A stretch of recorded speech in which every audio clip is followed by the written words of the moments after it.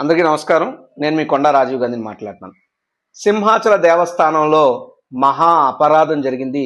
మహా అపచారం జరిగింది. విశాఖపట్నంలో కొలువై ఉన్నటువంటి సింహాచల శ్రీ వరాహ లక్ష్మీ నరసింహస్వామి ఆలయంలో భక్తులకి పంపిణీ చేసినటువంటి ప్రసాదంలో నత్త వచ్చిందంటే అది ఎంత ఘోరాతి ఘోరమైనటువంటి అంశం ఒక్కసారి ఆలోచించమని కోరుతున్నా. ఎందుకంటే తిరుమల తిరుపతి దేవస్థానం తర్వాత అంత ఆ స్థాయిలో ప్రసిద్ధి చెందినటువంటి క్షేత్రం సింహాచలం. సింహాచలం మీద భక్తుల్లో ఉన్నటువంటి నానుడు ఏంటంటే సింహాచలము మహాపుణ్య క్షేత్రము, శ్రీ వరాహ నరసింహుని దివ్య ధామము అని భక్తుల మనోభావాలకి భక్తి శ్రద్ధలకి ప్రతీక, నమ్మకానికి ప్రతీక సింహాచలం వరాహ లక్ష్మీ నరసింహస్వామి దేవాలయం. అటువంటి దేవాలయంలో భక్తులకి ఇచ్చే ప్రసాదంలో పులిహోరలో నత్త వచ్చిందని భక్తులు ఆశ్చర్యపోయి ఏంటి ఘోరం అని చెప్పి అక్కడ ఉన్నటువంటి వాళ్ళని వెళ్ళి అడిగితే వాళ్ళకి సరైనటువంటి సమాధానం చెప్పకపోగా ఆ పొట్లను తీసేసుకుని పడేసినటువంటి పరిస్థితి. ఈ యొక్క అంశానంతని కూడా ఆ సదరు భక్తులు ఎవరైతే ఉన్నారో వాళ్ళు వీడియో రికార్డ్ చేసి ఆ ప్రసాదం నత్త ఏ విధంగా వచ్చిందో ఆ ఫోటోలు వీడియోలు తీసి సోషల్ మీడియాలో పెడితే అది మా బోటు వారికి చేరితే ఇప్పుడు మీ ద్వారా నేను ప్రజలకి రాష్ట్ర వ్యాప్తంగా ఉన్నటువంటి అందరికీ తెలియజేయాలని ఈ వీడియో ద్వారా ముందుకు వస్తున్నా. నేను అడుగుతున్నా, ప్రసాదం అంటే ఏంటి? ప్రసాదంలో నత్త వచ్చింది, అది కేవలం ఆహార భద్రతా లోపం మాత్రమే కాదు. ప్రసాదం అంటే మనం తినే పదార్థం కాదు. ప్రసాదం అంటే మన భక్తికి ప్రతీక. ప్రసాదం అంటే మన విశ్వాసానికి ప్రతీక. ప్రసాదం అంటే పవిత్రతకు ప్రతీక. ప్రసాదం అంటే శుచి శుభ్రతకు ప్రతీక. అటువంటి ప్రసాదంలో, స్వామివారి ప్రసాదంలో నత్త రావడం అంటే ఇది క్షమించదగినటువంటి అంశం కానే కాదు. మహా అపరాధం, ఘోరాతి ఘోరం, అతిపెద్ద అపచారం. ఇది పరిపాలకుల యొక్క నిర్లక్ష్యంగాను, అదేవిధంగా భక్తుల మనోభావాల మీద జరిగినటువంటి ఘోరమైన దాడిగాను నేనైతే ఖచ్చితంగా భావిస్తాను. ఎందుకంటే సనాతన ధర్మం అంటూ కేవలం సనాతన ధర్మాన్ని రాజకీయానికి వాడుకుంటున్న మహానుభావులారా, మీరందరూ ఎక్కడున్నారని అడుగుతున్నా. రండి, వచ్చి సింహాచలం మెట్లు కడిగి ఈ యొక్క ప్రాయశ్చిత్త దీక్షలు చేస్తారా?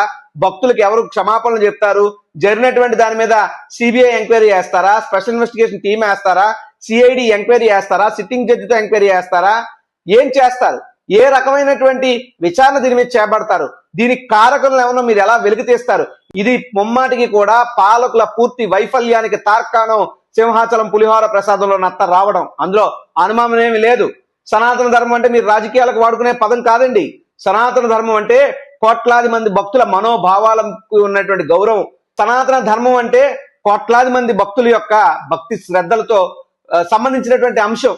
ఈ రోజు రాష్ట్ర వ్యాప్తంగా ఒక సింహాచలం అంశం మాత్రమే కాదు, రాష్ట్ర వ్యాప్తంగా హైందవ దేవాలయాల మీద మీరు చూపుతున్నటువంటి నిర్లక్ష్య ధోరణికి ఇది నిదర్శనంగా నిలుస్తుంది. నేను అడుగుతున్నా, భక్తులు ఏమైపోవాలి? ఆంధ్రప్రదేశ్ రాష్ట్రంలో బయటికి వెళితే గుడికి వెళ్ళినటువంటి భక్తులు ఇంటికి తిరిగి వస్తారా లేదా అన్నటువంటి గ్యారంటీ లేదు ఈ రోజు.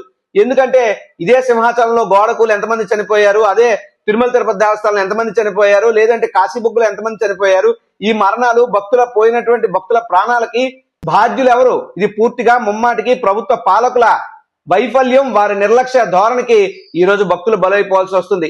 కనీసం దేవాలయంలో శుచి శుభ్రత లేదు, ప్రసాదంలో పవిత్రత లేదు, భక్తుల ప్రాణాలకు భద్రత లేదు. ఏం చేస్తున్నారు మీ పాలకులను నేను అడుగుతున్నా. ఖచ్చితంగా ఇమీడియట్ గా ఆన్ వార్ ఫుట్ లైన్స్ దీని మీద లోతైనటువంటి సమగ్రమైనటువంటి విచారణ జరగాలి. ఆ నత్త రావడానికి కారణం ఎవరైతే ఉన్నారో వాళ్ళందరినీ కఠినంగా శిక్షించాలి. సంబంధిత ఈఓని సస్పెండ్ చేయాలి. సంబంధిత దేవాదాయ ధర్మాదాయ శాఖ మంత్రి ఖచ్చితంగా రాజీనామా చేయాలి. ఈ యొక్క అంశం మీద గతంలో ఎవరైతే వచ్చి మెట్లు గడికి ఆర్భాటం చేసి, ట్రైన్లలో భజన చేసుకుని ఆర్భాటం చేసి, గుడి సెట్టేసినంత మాత్రాన బూతులు మాట్లాడినటువంటి వ్యక్తులు, ఇలాంటి మహానుభావులు ఎవరైతే ఉన్నారో, సనాతన ధర్మ పరిరక్షలుగా మీకు మీరు చెప్పుకుంటున్నటువంటి వ్యక్తులు ఎవరైతే ఉన్నారో, అయ్యా రండి మహాప్రభు, మీకు చేతులు జోడించి మేము వేడుకుంటున్నాం. మా సింహాచలానికి రండి, ఈ జరిగినటువంటి ఘోరాన్ని చూడండి, దీని మీద నోరిప్పండి, మాట్లాడండి, హైందవ ధర్మాన్ని కాపాడండి అని చెప్పి మీ ద్వారా నేను వేడుకుంటా ఉన్నా, వినవించుకుంటా ఉన్నా. నమస్కారం.